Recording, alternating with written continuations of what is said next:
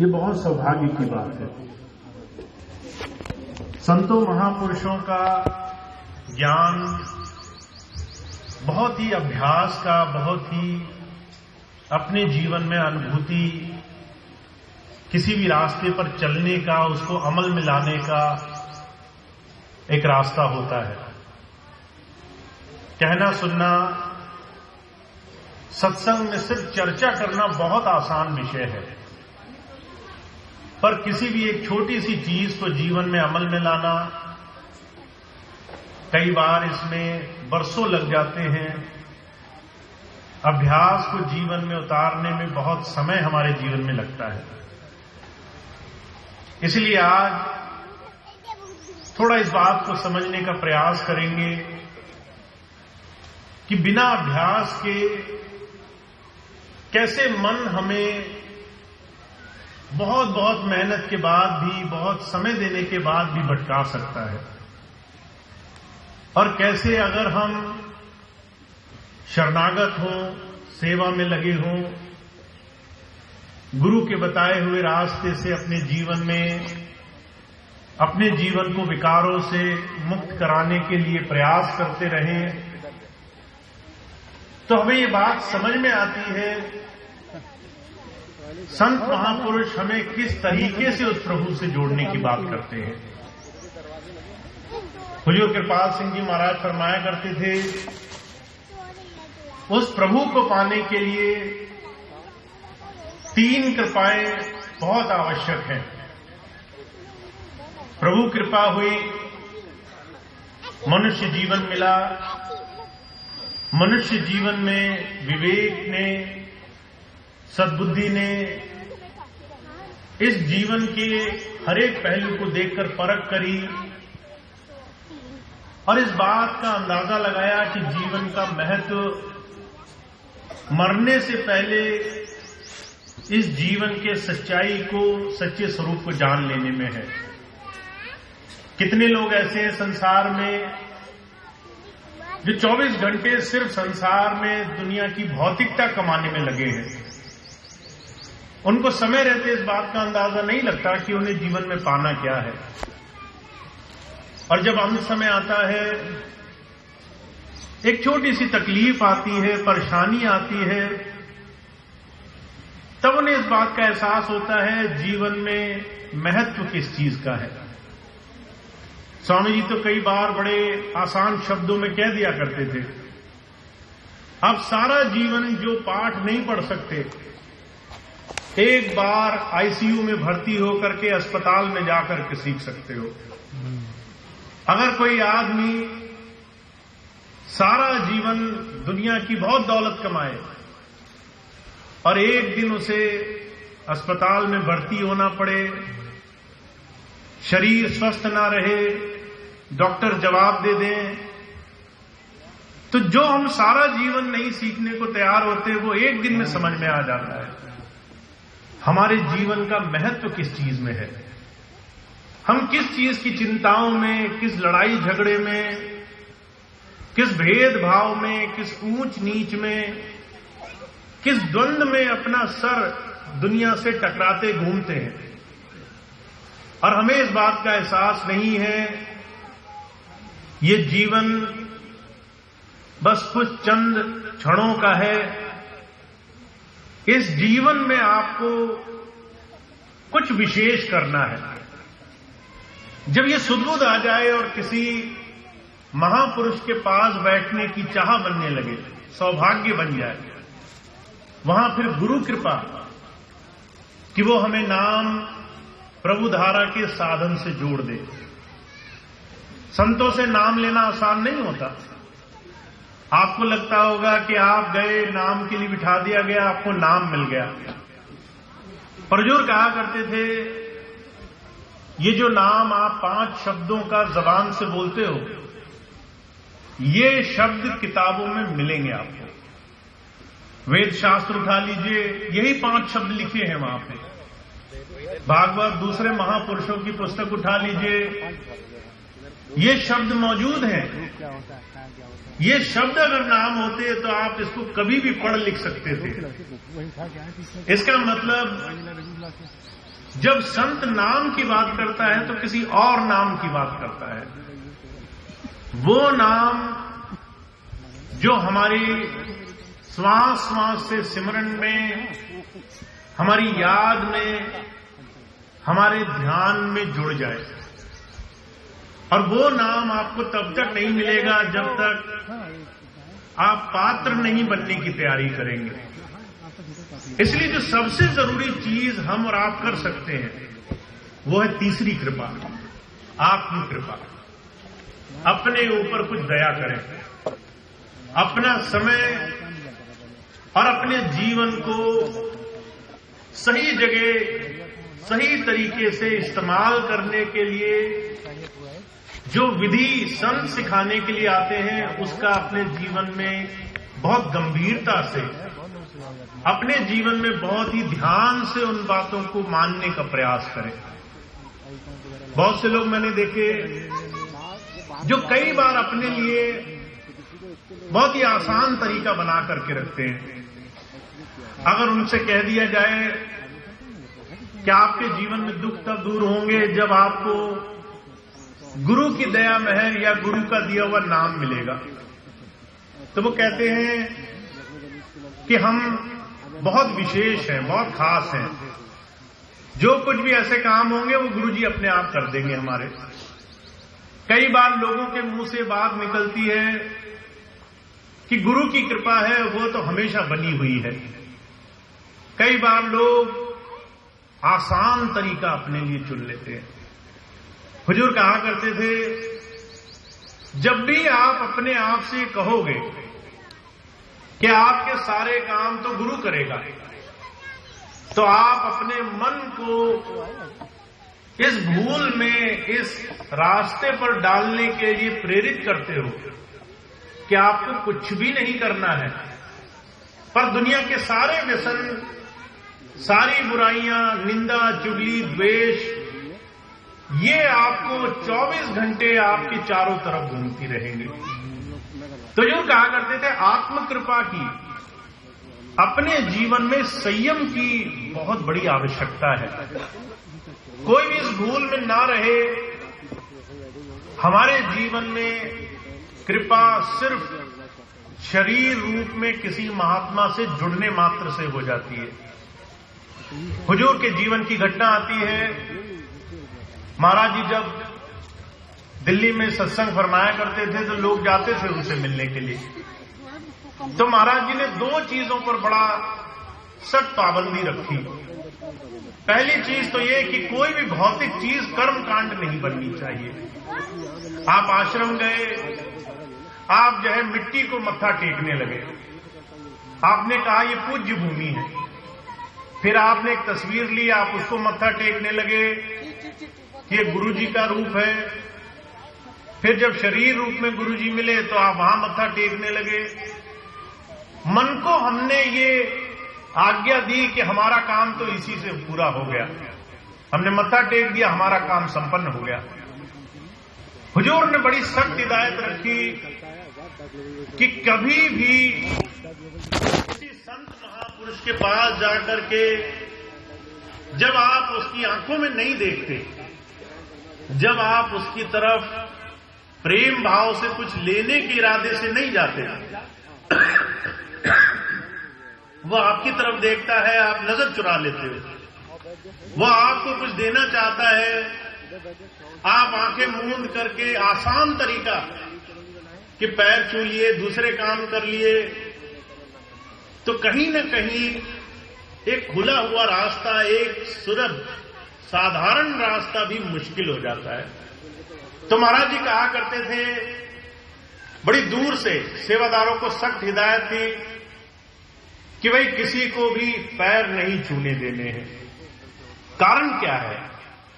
संत जब भी इस तरह के कोई काम करता है, वो ये नहीं कि आपको किसी चीज से वंचित रखना चाहता है, वो आपको सही रास्ते से जोड़ने के लिए आया है।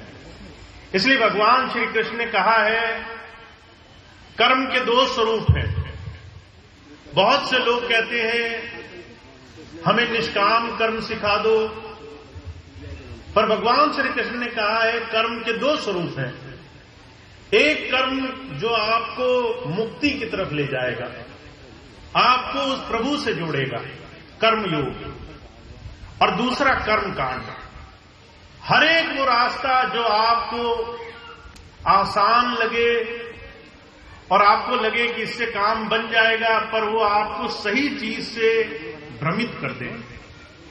तो भगवान श्री कृष्ण कह रहे हैं कर्म कांड से बचने के लिए मन पर अंकुश लगाना पड़ेगा।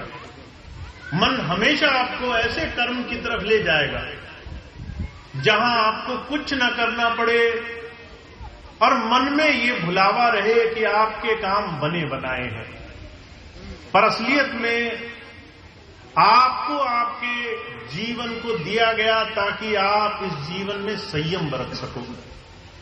24 घंटे का ये पूरा जीवन, और इसमें अगर उद्देश्य प्रभु प्राप्ति है तो हम 24 घंटे में कितनी देर प्रभु की तरफ लगते हैं।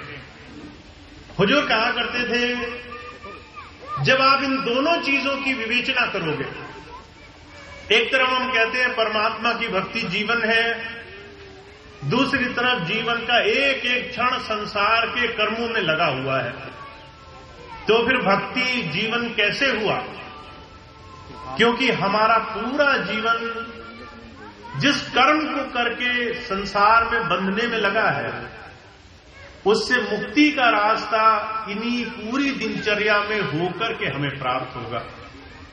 इसलिए जब संतों के पास आप जाओ, महापुरुषों के पास जाओ, तो सिर्फ बातों को कहने सुनने में समय बर्बाद नहीं करना चाहिए, बल्कि उनकी बात को अमल में कैसे लाना है, इस बात को जीवन में उतारने का प्रयास होना चाहिए। तो आज हम इस बात को थोड़ा सा गौर से देखेंगे। सबसे बड़ा मुद्दा ये है, आपकी पूरी दिनचर्या, गृहस्थ, ये दुनिया के साथ साथ जीवन में उस प्रभु की तरफ जुड़ने के लिए आपको मिली है। अगर आप पूरे जीवन में संयम बरत सकते हो तो प्रभु से मिलना अपने आप सहज हो जाएगा। आप सुबह से लेकर शाम तक जो भी कर्म करते हो, उस कर्म में सबसे ज्यादा सुंदरता का भाव होना चाहिए। अगर आप परिवार में हैं और आपकी 5-6 जिम्मेदारियां हैं, उन जिम्मेदारियों का कितना सुंदर से आप निर्वाह कर सकते हो। हुजूर कहा करते थे, अगर हमारी पूरी दिनचर्या बिगड़ी रहे और पूरी दिनचर्या में सिर्फ हम प्रयास करें कि हम सुबह शाम इधर उधर समय निकालकर आंख मूंद करके कुछ जतन कर लें, पूरे दिनचर्या के कर्मों के भंडार कई बार हमें वो 2 क्षण की भक्ति में भी लगने नहीं देते। कितने लोग ऐसे होंगे जो आंख मूंद कर बैठते हैं और दुनिया के ख्याल नहीं छूटते उनके। कितने लोग ऐसे भजन करने बैठते हैं और दुनिया की चिंताएं उनका पीछा नहीं छोड़ती। मुझे बड़ी अच्छी तरह से याद है स्वामी जी के जीवन की घटना। एक बार, बहुत पहले की बात है, जब स्वामी जी ने काम शुरू ही किया था, तो एक चौधरी साहब थे, वो आए, उनको नाम दिया। जब नाम दे दिया तो चौधरी साहब से स्वामी जी ने कहा, रोज ध्यान पर बैठा करना। मंत्र दिया, तरीका बताया और उन्हें ये निर्देश दिया कि 1 महीने बाद जब मैं दोबारा आऊंगा तो पूछूंगा कि ध्यान में क्या अनुभव प्राप्त हुआ, मन लगा कि नहीं लगा। अब चौधरी साहब बड़े खुश हुए कि नाम मिल गया। घर आए, समय निकालकर बैठने गए। जब बैठे तो उनको मन ही मन याद आया कि उन्होंने किसी को कुल्हाड़ी दी थी। अब ये घटना कई बार सुनी होगी आपने स्वामी जी के मुंह से कि उन्होंने ध्यान में ये आया कि किसी को कुल्हाड़ी दी थी, पर यह ध्यान में नहीं आया किसको दी थी। जितनी देर ध्यान में बैठे रहे, कुल्हाड़ी की तरफ ध्यान डोलता रहा। फिर जो है एक समय ऐसा आया, कहने लगे अब तो ध्यान नहीं होगा, कल दोबारा से ध्यान पर बैठ लेंगे। अगले दिन फिर वही हाल हुआ। धीरे धीरे पूरा महीना बीत गया। जब स्वामी जी के पास गए तो स्वामी जी ने कहा कि चौधरी साहब ध्यान उसमें कितनी बरकत हुई। तो चौधरी साहब कहने लगे ध्यान तो मैं कर लेता, पर ये कुल्हाड़ी ध्यान नहीं करने देती है। स्वामी जी कहने लगे कुल्हाड़ी का तो ख्याल, उसका तो जिक्र भी मैंने नहीं किया था। तो चौधरी साहब कहने लगे आपने तो नहीं किया, पर जब भी मैं ध्यान पर बैठता हूं एक ख्याल कि मेरा कोई सामान मैंने किसी को दिया, वो मेरा पीछा नहीं छोड़ता। अब ये हालत हमारे सबके जीवन में हमने अनुभव की होगी। हमारे मन में दुनिया के ख्याल, दुनिया के प्रभाव अगर नहीं रुके हैं तो इसका मतलब है उस प्रभु धारा से जुड़ने के लिए जो भी जतन हमने किया उसकी शुरुआत में अभी बहुत बड़ी समस्या है, और समस्या का समाधान बहुत जरूरी है। हुजूर कहा करते थे अगर हम ये मान लें कि आध्यात्म जीवन का एक हिस्सा नहीं है, हमारा पूरा जीवन आध्यात्म है, हमारे रोम रोम में आत्मा समाई हुई है, और दुनिया के संस्कार ये 24 घंटे लेती रहेगी जब तक आप इसमें छन्नी ना लगाएं, कौन सी चीज लेनी है कौन सी चीज नहीं लेनी है, इसका आप पहले से निर्णय ना करें तो आप जाने अनजाने दुनिया के बुरे कर्मों को अपने अंदर समाते रहेंगे। आपका ये पूरा जीवन संयमित जब तक नहीं होगा तब तक गुरु कृपा आपको नहीं मिल पाएगी। इसलिए बार बार महापुरुषों ने एक बात को कहा है, आत्म कृपा की शुरुआत उस दिन होती है जिस दिन आप आज का काम और आज का दिया हुआ हुक्म आज ही पूरा करने का प्रयास करते हो। मुझे जयपुर में एक भाई मिले, कहने लगे भैया जी आपने कई बार कहा 5-5 मिनट रोज बैठा करो। मैंने नियम बनाया, फिर मैंने सोचा कि 5 मिनट आज किसी काम में व्यस्त हूं, कल बैठ लूंगा। 10 मिनट बैठना आसान होगा, 10 मिनट में कोई दिक्कत नहीं होगी। अगले दिन फिर कुछ काम आ गया, मैंने सोचा 10 मिनट जो है अगले तीसरे दिन कर लेंगे, 15 मिनट साथ मिल करके कर लेंगे। वो आया मेरे पास, कहने लगा भैया जी ऐसे करते करते 40-50 घंटे इकट्ठे हो गए। 5-5 मिनट रोज कल पर टालते टालते अब हालत ये है इतना लंबा ध्यान का समय जो छोड़ दिया वो सामने खड़ा है, और मन में आ रहा है कि अब तो वो ही नहीं कर पाए तो अब तो हम पर होगा नहीं। हमने आखिर में अपने मन को जिस तरह से खुला छोड़ा हुआ है, हुजूर कहते हैं इस तरीके से किसी ने संसार में भक्ति नहीं करी। जब संत आते हैं कहते हैं आपको थोड़ा सख्त होना पड़ेगा अपने आप पर। आप अगर ढिलाई बरतोगे, आज का काम कल पर छोड़ोगे, कल का परसों पर छोड़ोगे, तो आप दुनिया के सारे काम छोड़ते जाओगे और आपके मन में ये भ्रम रहेगा कि आप गुरु के चरणों में जुड़े हुए हो। जब कष्ट आएगा, परेशानी आएगी, तब आपको इस बात का एहसास होगा कि आपने बहुत सारा समय मन के कारण छोड़ दिया है। इसलिए जब जब महापुरुष आते हैं वो अपना जीवन आदर्श रूप में रखते हैं। कहते हैं आपका ये नियम व्रत होना चाहिए, बहुत दृढ़ संकल्प होना चाहिए कि आप अपने जीवन में अगर गुरु पद पर आए हो तो ये बहुत बड़ी कृपा है। इसको आप बहुत हल्के में, बहुत ही साधारण रूप में ना लें। नाम मिलना भी अपने आप में बहुत बड़ी बरकत की बात है। बाबा जयमल सिंह जी महाराज थे, उन्होंने सारा जीवन गुरु की तलाश की। सारा जीवन तलाश करने के बाद, बहुत समय के बाद, बहुत दुख उठाने के बाद उन्हें आगरा में गुरु मिले। और जब गुरु मिले, नाम मिला, जब उनकी ध्यान की स्थिति बनी, तो जो है हुजूर ने, स्वामी शिवदयाल सिंह जी महाराज ने उन्हें एक आदेश दिया कि जयमल सिंह अगर तुम्हें कोई उचित लगे, कोई जिज्ञासु प्रेमी लगे तो तुम उसे नाम दे सकते हो। जयमल सिंह जी महाराज को ये हुक्म था कि अगर कोई प्रेमी लगे तो तुम मेरी वजह से उसको नाम दे सकते हो। पर बाबा जयमल सिंह जी महाराज नाम की कीमत जानते थे। बहुत भटकने के बाद नाम मिला था। हजारों गुरु ढूंढे थे और एक एक गुरु बहुत बड़े काम कराता था। कोई तप नियम कराता था, कोई भूख प्यास में रखता था, कोई हठ योग कराता था। आज हम अगर थोड़ी देर भी शरीर से या मन बुद्धि से या फिर किसी भी तरीके से त्याग की स्थिति में आ जाएं, तब हमें पता चलेगा कि नाम लेने के लिए लोगों ने कितनी मेहनत करी है। जयमल सिंह जी महाराज ने सारे जतन किए थे। किसी ने कहा भूखे रहो तो भूखे रहे, किसी ने कहा हठ योग करो तो हठ योग किया। उसके बाद जब गुरु मिला, नाम मिला, तो नाम की कीमत जानते थे। नाम किसी को देते नहीं थे। कोई आ जाता था तो जो है उसको कहते थे पहले सेवा करो, पहले सत्संग में आओ, पहले धीरे धीरे इसकी कीमत समझो। और ऐसे करते करते उन्होंने अपने जीवन में बहुत चंद गिने चुने लोगों को नाम दिया। इसीलिए हुजूर कहा करते थे, जिन्होंने समझा है नाम बेशकीमती रतन है, का नाम अमोलक रतन है पूरे सतगुरु पास, जिन सतगुरु सेवा लग गया कट रतन देवे प्रकाश। नाम साधारण वस्तु नहीं है। हमें और आपको ये बात समझना होगा। हम नाम को बहुत साधारण मानते हैं।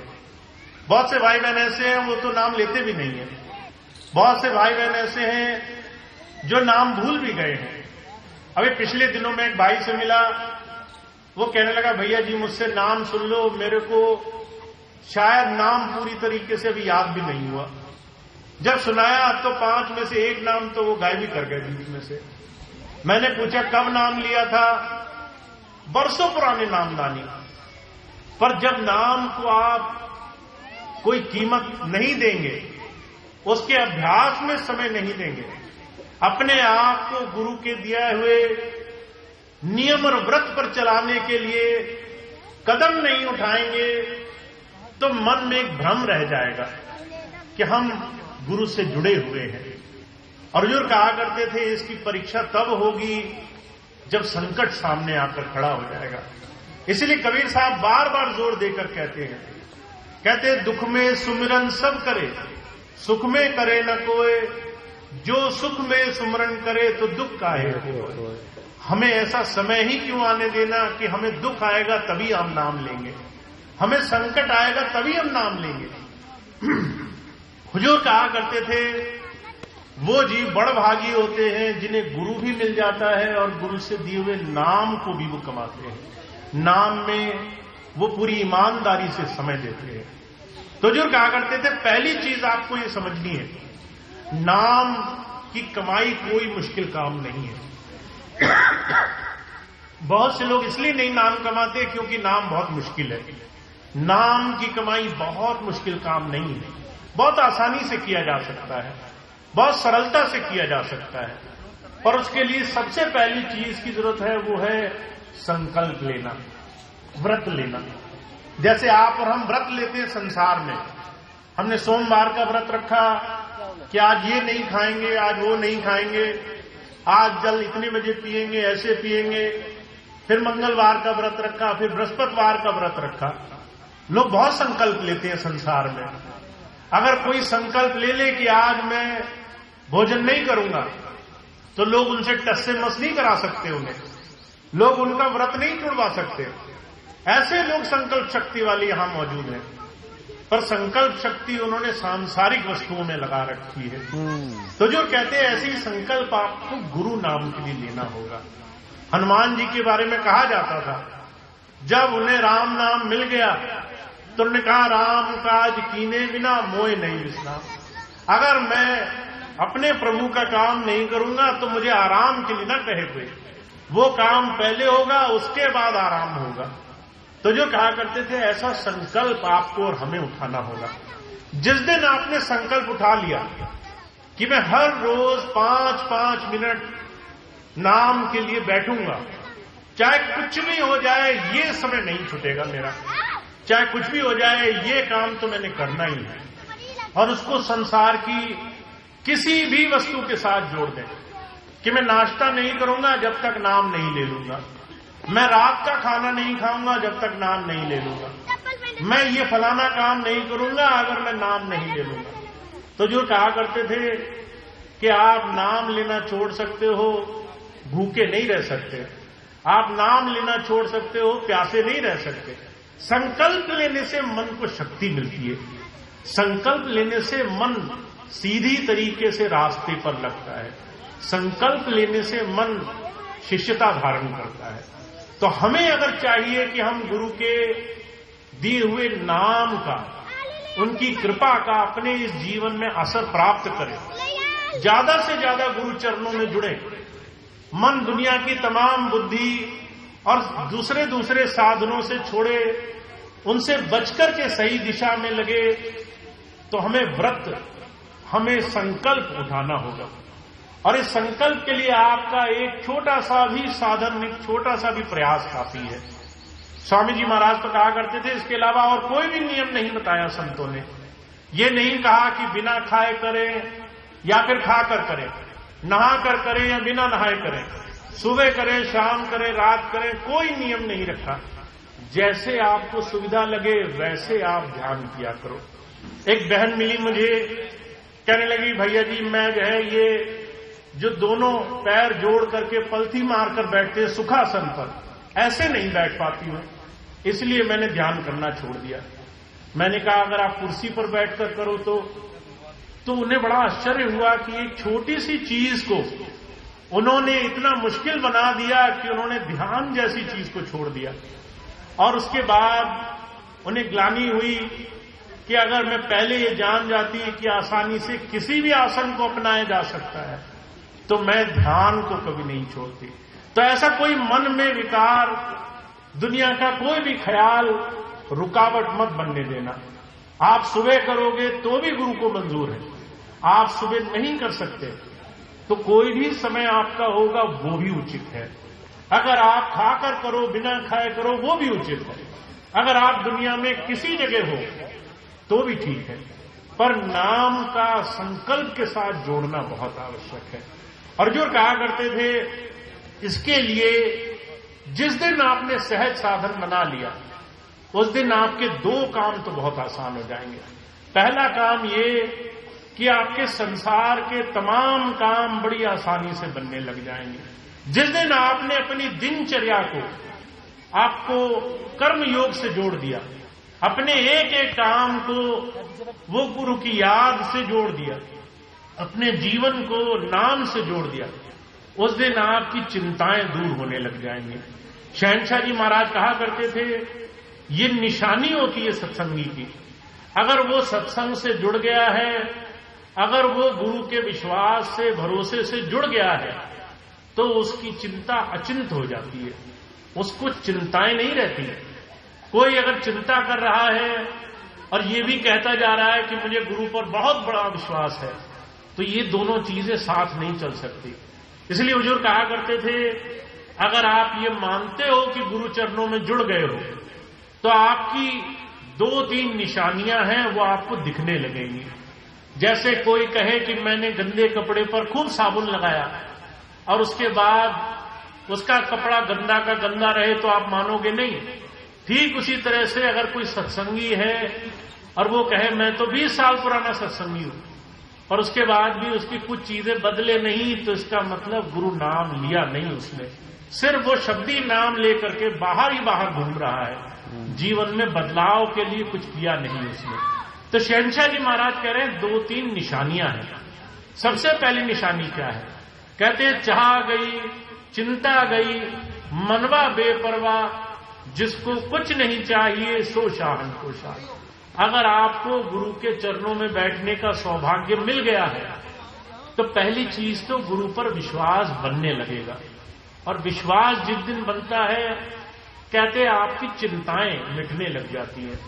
आपको दुनिया में किसी चीज की चिंता नहीं रहती। ना आपको ये चिंता रहेगी कि मेरा क्या होगा, न ये चिंता होगी कि मेरा भविष्य कैसा है, न ये चिंता होगी कि मेरे बच्चे, मेरा परिवार, मेरा दुनिया का कोई भी काम कैसे चलेगा। अचिंत अवस्था ये गुरु के विश्वास का सबसे पहला उदाहरण है। इसलिए शहंशाह जी महाराज कह रहे हैं अपने आप को परखो, अपने आप को रोज देखो कि आपने गुरु के नाम पर विश्वास टिकाना शुरू किया कि नहीं किया। और उसकी निशानी क्या है? चिंताएं दूर होंगी, मन में विश्वास बनेगा, आपको ये भरोसा बनेगा कि आपके सारे काम प्रभु की कृपा से है। अगर आपके जीवन में कष्ट आ रहा है तो उसके पीछे भी कोई राज है। अगर आपके पीछे कोई समस्या है, अगर आपको कोई तकलीफ हो रही है, तो उसमें भी परमात्मा की कोई बहुत बड़ी राजी है, उसमें भी आपके जीवन में बहुत कुछ अच्छा होना है, कहीं ना कहीं उससे भी रास्ता निकलना है, उससे भी आपके कर्म कहीं ना कहीं हल्के होने हैं। तो वो भी हमारे लिए चिंता का विषय नहीं होना चाहिए। दूसरी चीज कहते हैं मन में बेपरवाही आ जाएगी। आपको किसी भी चीज की जो भी आज आपके मन में ख्याल आता है, उन तमाम चीजों की पहले से पहले आपको जानकारी होने लग जाएगी, चीजें अपने आप आपकी बनने लग जाएंगी। आप देखेंगे आपके जीवन के सारे काम कहने से पहले पूरे हो रहे हैं। ये निशानियां हैं।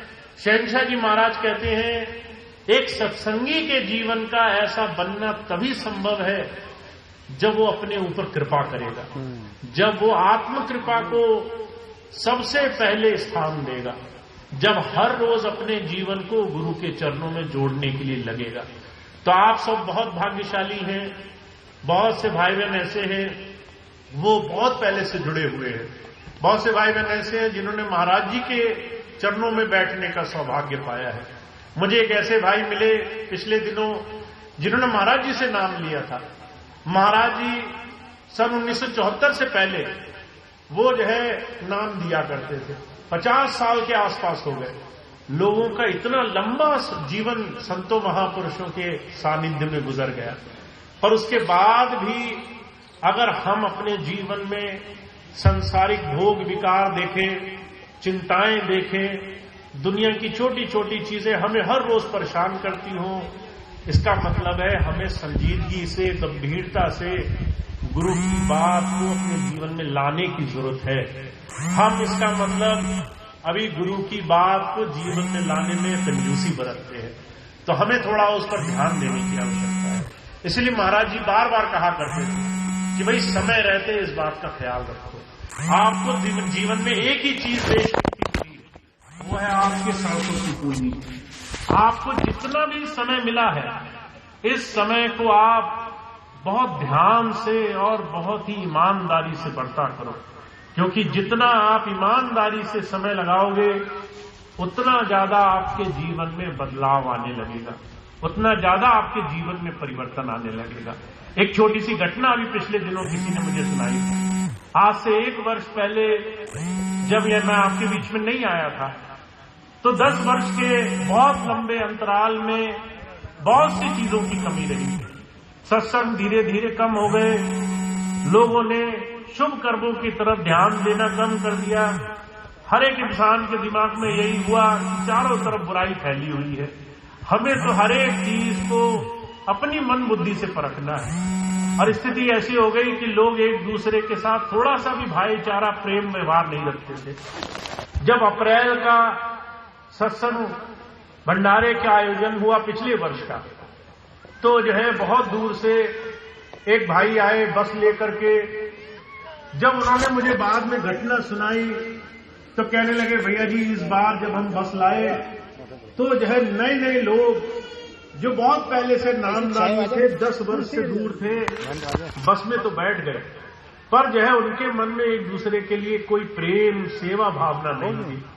वो जो है एक दूसरे से लड़ रहे थे अपनी गद्दी के लिए कि मेरी सीट पे कोई ना बैठे, मेरी सीट पे कोई ना बैठे। लोग एक दूसरे से बहुत कठोर होकर के बहुत ही सख्त जबान में बात करते थे। कहते थे पूरा सफर ऐसा कटा कि जो है जल्दी से जल्दी ये सफर कट जाए, इस बस में बैठना मुश्किल है।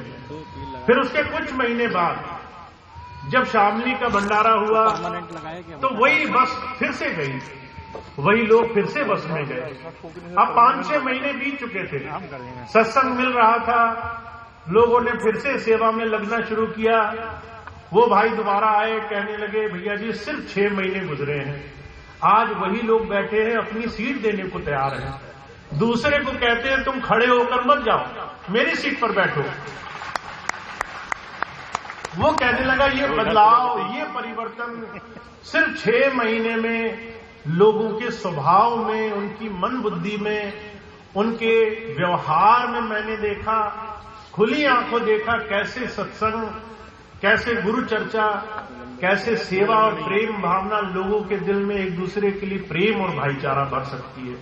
जब ये बात कही तो मुझे एक चीज का संतोष तो हुआ कि चाहे हम कुछ और करें न करें, पर गुरु की सेवा और गुरु के मिशन में जो भी योगदान हम करें और जो भी व्यवहार हमारा हो, उससे हम एक दूसरे को प्रेम भावना से, सत्कार से, एक दूसरे को सम्मान से उस गुरु का रूप मानकर देखने वाले तो बन रहे हैं। यह भी बहुत बड़ी बरकत की बात है। तो आप इस चीज को कभी खाली मत जाने दीजिए। आपका छोटे से छोटा प्रयास, आपकी छोटी से छोटी कोशिश आपके जीवन में बदलाव ले आएगी। चाहे वो सेवा हो, चाहे सत्संग हो, चाहे गुरु चर्चा हो, चाहे किसी के साथ मिलकर के किसी भी सेवा में लगना हो। पर अगर आप सिर्फ कहते रहेंगे, हुजूर कहा करते थे कि जो सिर्फ ज़बानी जमा खर्च कर रहा है उसको आखिर में कुछ मिलेगा नहीं, और जो सेवा में, जो सही मायनों में जीवन से अभ्यास में लगा है, उसके जीवन में कुछ बाकी शेष बचेगा नहीं। सब कुछ बिना कहे उसे प्राप्त होगा। तो आप बहुत भाग्यशाली हैं, ऐसे गुरु के दिए हुए साधन में जुटे हैं जिससे सेवा से आपको जीवन में बहुत कुछ प्राप्त हो जाना है। आपके जीवन में बहुत बड़ा बदलाव, परिवर्तन आ जाना है। आपके घरों में परिवर्तन आ जाएगा। आप जब घर जाएंगे तो बच्चों से, पत्नी से, अपने माता पिता से व्यवहार में परिवर्तन आ जाएगा। वहां शालीनता आ जाएगी, वहां आपके जीवन में सत्कार और सेवा की भावना आ जाएगी। तो जो कहा करते थे कि सत्संगी तो वही सफल है जो अपने जीवन को गृहस्थ में भी और योग में भी, ध्यान साधना में भी एक जैसा बनाकर चलता है, जो जीवन में हर क्षेत्र में गुरु की सेवा को सामने रखता है, जिसको आप अलग अलग कभी नहीं देखोगे। वो अपने बच्चों से भी, अपने माता पिता से भी, अपने जीवन में जो भी उससे मिलता है सबसे एक ही तरीके से व्यवहार करता है। तो ये साधन तब बनेगा जब आप अपने जीवन में अभ्यास को, अपने ऊपर आत्म कृपा को सबसे ऊपर रखोगे। तो मैं तो सिर्फ एक चीज जानता हूं कि ज्यादा कहने से कई बार कुछ नहीं बनता, और कई बार एक छोटी सी चीज का जीवन में पालन कर लिया जाए तो बहुत कुछ बदलाव जीवन में आ जाता है। तो हमारा ये सेवा का मिशन है। स्वामी जी ने सिर्फ एक ही बात रखी है कि अगर आप मानव सेवा करोगे तो आपकी प्रभु भक्ति अपने आप होती जाएगी। आपको इस सेवा के मिशन में अपना जो भी अनुष्ठान देना है, जिस तरह से भी आप लग सकते हो, तन से, मन से, समय से, आप जितना भी समय दे सकते हो, वो आपके जीवन में एक ऐसा जमाधन होगा जो आपके लिए हर तरीके से लाभकारी होगा, शुभकर होगा, आपके जीवन में बहुत बड़ा परिवर्तन ले आएगा। तो इस रास्ते को जीवन में अपनाना बहुत जरूरी है। मैं अभी 2 मिनट आपको इस चीज के बारे में और बताऊंगा। कारण यह है कि हमारे व्यवहारिक जीवन में इसका आना बड़ा जरूरी है। आप सबको मालूम है, हम सब लोग पिछले 1 वर्ष से इस प्रयास में हैं। मैं पिछली बार 15 अप्रैल को यहां पर संगीला आश्रम में आपसे मिला था और लगभग 1 वर्ष पूरा होने जा रहा है। अब 1 वर्ष में इतनी संगत दोबारा से एकजुट हुई है। सभी भाई बहन फिर से स्वामी जी का नाम ले रहे हैं, सभी फिर से सत्संग से जुड़े हैं, अपने जीवन को बदलाव में लाने के लिए प्रयास कर रहे हैं, रोज भजन सिमरन करते हैं, सेवाओं में लगते हैं। ये बहुत गर्व की बात है। तो आप सबको मैं इसके लिए आभार भी देता हूं कि आप सब लोग 1 वर्ष में पूरे तन मन धन से लगे हुए हैं गुरु की सेवा में, अपने जीवन को सही रास्ते पर लगाने में। अब इस चीज के लिए आपको एक चीज का बहुत ध्यान रखना है।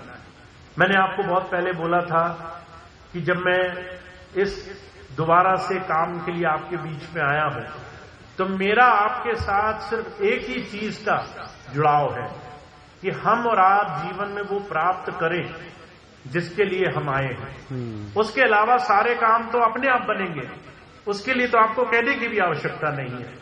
पर हम अपने जीवन में उस यज्ञ में, उस अनुष्ठान में लगे जिससे हम गुरु के बताए हुए रास्ते से अपने जीवन को सफल बनाएं। तो इसके लिए आने वाले समय में अब दोबारा से सेवाओं के कार्यक्रम शुरू होने जा रहे हैं। आज ये पहली बार है जब लखनऊ आश्रम में सत्संग हुआ और पहली बार बहुत समय के बाद एक सेवा कैंप का आयोजन हुआ है। बहुत प्रेमी हमारे ये डॉक्टर साहब हैं जिन्होंने आकर के इस बार सहयोग किया है कि हम फिर से सेवा के कार्यों में सहयोग करें।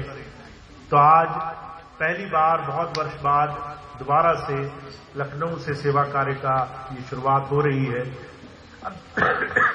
अब धीरे धीरे इस रास्ते में आप सब लोग जितना जुड़ सकते हैं उतना ज्यादा हम इस सेवा कार्य को आगे ले जा सकते हैं, उतना ज्यादा इस सेवा कार्य को हम अलग अलग सत्संग क्षेत्रों तक, अलग अलग स्थानों तक, अलग अलग संगत तक पहुंचा सकते हैं कि कैसे सेवा हमारे जीवन में सर्वोपरि होनी चाहिए। तो सबसे पहली चीज तो ये धीरे धीरे इस चीज की शुरुआत होने लगी है। दूसरी खास बात ये है, मैंने आपको आज से कुछ समय पहले बताया था कि मैं एक संकल्प लेकर के यहां आया था कि जो भी अव्यवस्थाएं पिछले 10 वर्ष में फैल गई हैं, हमारे पास आश्रम तो भाई थे, जमीनें तो थी, पर धीरे धीरे वहां पर रहने वाले तमाम भाई बहनों के लिए बड़ी अव्यवस्था, बड़ी असुविधा होने लगी थी। अभी पिछले दिनों संत कृपाल नगर आश्रम में लंगर की व्यवस्था बंद कर दी गई, दूसरी और समस्याएं खड़ी हुई। तो ये अव्यवस्थाएं हमारे गुरु परिवार में, हमारे सत्संग परिवार में नहीं होनी चाहिए और इसके लिए हम सब लोग प्रयास कर रहे हैं। तो इसके लिए 2 चीजें हो रही हैं जिसको आप सबको जानना जरूरी है। पहली चीज तो ये, जो भाई बहन सेवा कार्यों में बढ़ चढ़ करके स्वामी जी के नाम को या फिर उनके आश्रम व्यवस्था को फिर से बहुत सुंदर ढंग से करना चाहते हैं, वो अब हमारे साथ लग करके सेवा के मिशन में बढ़ रहे हैं। पर साथ साथ कुछ लोग ऐसे भी हैं जो किसी कारणवश अपने किसी स्वार्थ की वजह से या किसी और दूसरी वजह से वो अपने बहुत पुराने काम, अपनी पुरानी चीजें छोड़ने को तैयार नहीं। वो प्रयास कर रहे हैं कि आश्रमों में सत्संग न हो, वो प्रयास कर रहे हैं कि लोग जो आश्रमों में रहते हैं वो परेशान हो, उन्हें तकलीफें हों, उनको असुविधाएं बढ़ती जाएं। तो ऐसे लोगों को अब प्यार से समझाने की जो समय सीमा थी वो काफी हद तक समाप्त हो चुकी है। तो अगर आपको ऐसी खबर सुनाई दे कि पुराने कुछ लोग ऐसे हैं जिन पर कुछ कार्रवाइयां हो रही हैं, प्रशासनिक कार्रवाइयां हो रही हैं, तो आप लोग मन पक्का कर लें कि जिसने कहीं न कहीं गलत काम में हाथ डाला तो उसको कहीं न कहीं उसका भुगतान तो देना ही पड़ेगा। कुछ यहां देना पड़ेगा, कुछ वहां स्वामी जी के दरबार में देना पड़ेगा। तो उसे तो अगर आपको इस बीच में कोई कुछ भी कहता है कि संडीला आश्रम में इस वक्त कार्रवाई हो रही है, कुछ लोगों के खिलाफ सख्त कदम उठाए गए हैं, प्रशासनिक तौर से कुछ हो रहा है, तो अब आप इसको समय की मांग समझ लीजिए कि जो 10 वर्ष में नहीं मान पाया, पिछले 1 वर्ष में लगकर भी नहीं मान पाया, तो अब वो प्यार से शायद मानेगा नहीं। तो जो भी होगा वो अब स्वामी जी जाने, हम उसमें ज्यादा कुछ नहीं कह सकते।